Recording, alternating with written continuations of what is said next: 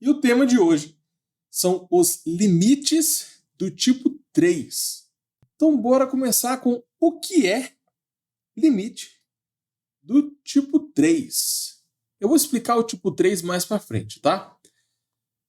O que é limites? Galera, eu vou passar uma noção aqui para vocês sobre limites.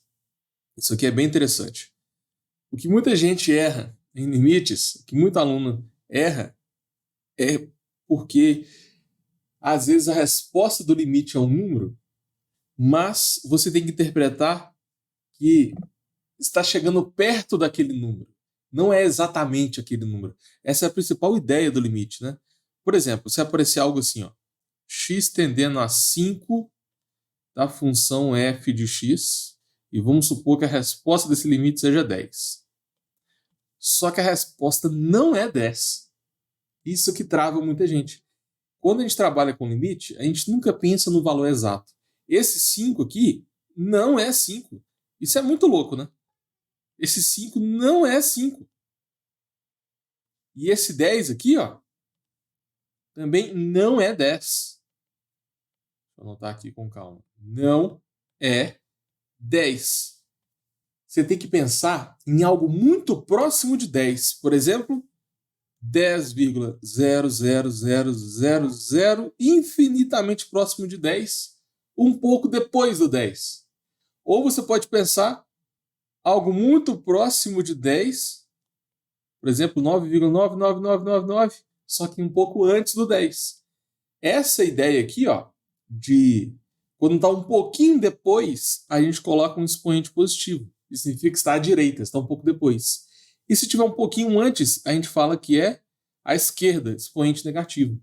Então, essa é a principal ideia de limites aí que travam os alunos. Quando a gente trabalha com limites, cuidado. Eu estou escrevendo 10, mas você tem que interpretar como algo próximo de 10.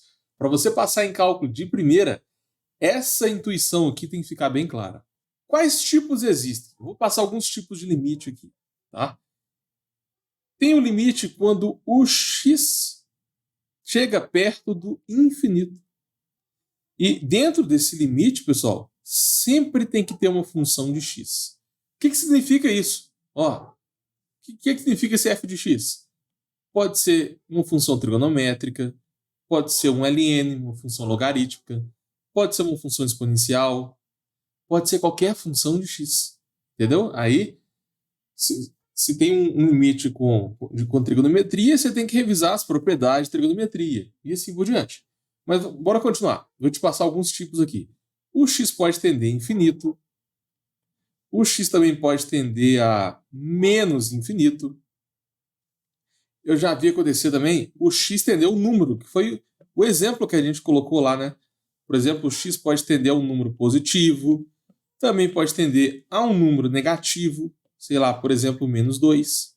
Então o x ele sempre tende a um número ou a ideia de infinito ou menos infinito. Só que tem mais uma opção, que é o que eu expliquei no início dessa live. A opção de estar à direita ou à esquerda.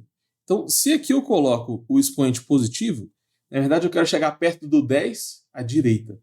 Se eu colocar o expoente negativo, eu quero chegar perto do menos 2 pela esquerda, ou seja, um pouco antes. Então, pode cair qualquer um desses limites aqui na sua prova, e tem duas áreas sobre limites. Na verdade, são 3. A primeira é gráfico. Você tem que saber interpretar limites no gráfico. A segunda é a resolução prática. Tem vários tipos de limite. Normalmente eu gosto de passar, são 9 tipos, tá? Mas existem outros. Esses 9 tipos são os que mais caem na prova. E tem também as aplicações de limite, como assíntotas, continuidade, enfim. Para você passar em cálculo de primeira, vai acostumando aí com os tipos de limites, porque isso vai cair com muita frequência. Não só em cálculo, mas nas outras matérias do seu curso, como cálculo 2, estatística, física, química, microeconomia, enfim.